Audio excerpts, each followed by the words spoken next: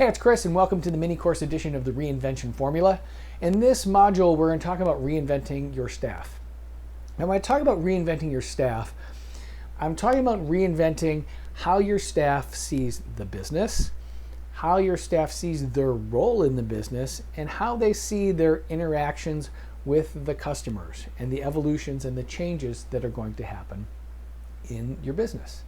So in the trailer, I mentioned that we had the crisis meeting, and one of my directors suggested that that we should close and just come back, revisit things later.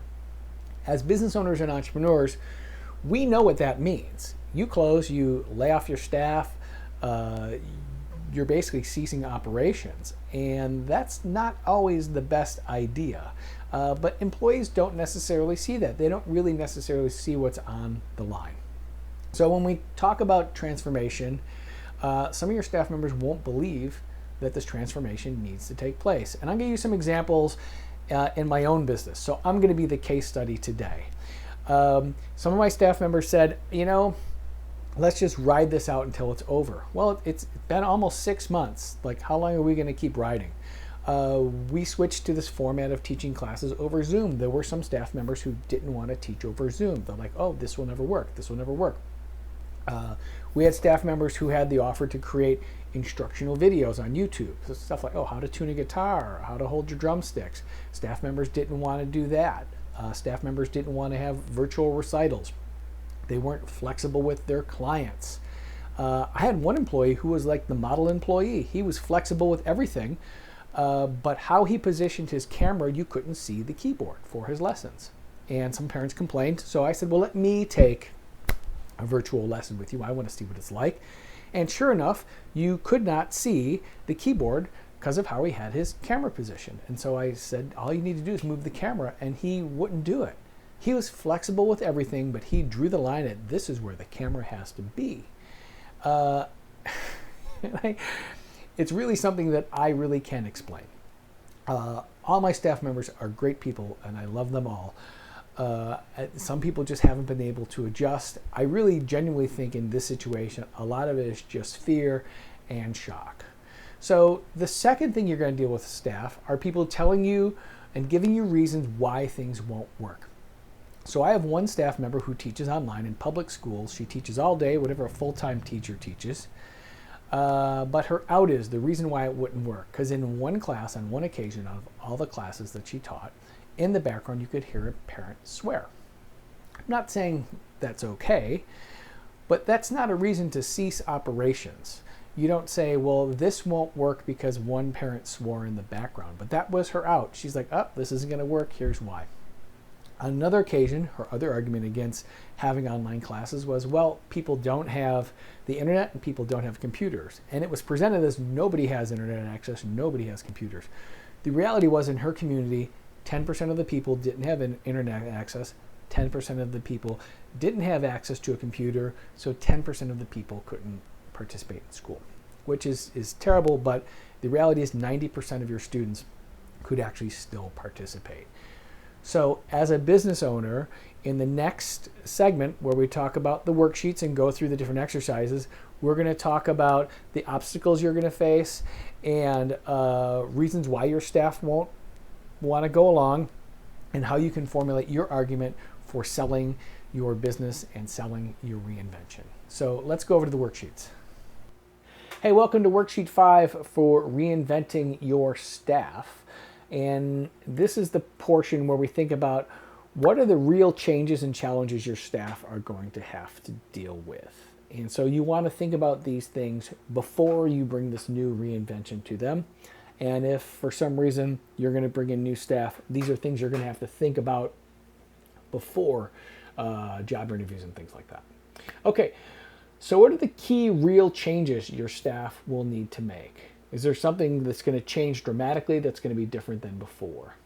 What are the real challenges? Not an isolated incident. What if this happens? What if that happens? The what if game drives me crazy. What are the real challenges? And there's going to be some. And then why is it important for them to adjust to this new way of doing business? Okay, so here's my answers. What are the key real changes your staff will need to make? Well, the biggie for my teaching staff, teaching music lessons, is they're not going to be in the room with the student, and that's going to be a completely different dynamic. You're going to lose that hands-on aspect of it. You're not going to be able to reach over and point to the keyboard or say, oh, put your finger on this string in a face-to-face environment. So that is a significant change. Okay, what are the real challenges? And I'm not talking about isolated incidents, real challenges. Number one, my staff is not trained to teach online. Most of them have no experience in that area. Number two, they're afraid and they don't like change. So they're like, oh, realistically, this isn't really going to work. So are they really up to the challenge of really making that change? And that's really something to think about. Because, you know, in my case, people doing music education, dance education, are these people just going to leave the industry and go do something else, which I think is a strong possibility. Okay, so why is it important for them to adjust? When I talk to the teachers, it's important to adjust because they're teachers and this is the future of education. I believe this is not going to go away. I think we're going to have online education is going to become a huge portion of how people are taught moving forward. So I hope you found this sheet helpful and work on these things and see what you come up with. All right, so it's time for us to wrap things up. I hope you are on the path to reinvention. Just a quick recap. We talked about reinventing how you as an entrepreneur see your business. We talked about reinventing who your customer is, where they're located, what message you're going to send them, and where your staff are. I think with people in isolation, it's never been an easier time to become part of your clients' lives. They need you, they need something in their life. I know it sounds very cliche, but this is a great time to underpromise and overdeliver. Give people more than they're expecting. Surprise them. I over-communicate. When we talk about our ideal customer and our best customer, now's a great time to call them. Send them an email, make them a video on your phone and send them a message, tell them you're thinking of them, provide frequent updates, provide progress reports, whatever your business is, reach out and connect with people. And lastly, I want you to think about why you got into business in the first place. When I go to my performing arts school, I always go back to how I felt as a kid when I first heard music. I will never forget the first time I heard the Beatles. I will never forget the first time I heard the Rolling Stones. This is a great story. I went out for a run this morning, put on my headphones, went on Spotify, and a new Rolling Stones record was released today. It was an album from 1973. It's been completely redone. And those sounds, there was a live concert in there, all those songs, it just brought me to life. It was a great run. And I just thought of the energy and the joy that it brought me. So when you think about your service business, think about what you're bringing to people's lives and bring that energy and bring that passion to every interaction, to every conversation, to every piece of marketing. All right, I wish you good luck and with your reinvention, and I hope to see you sometime in the future. Bye.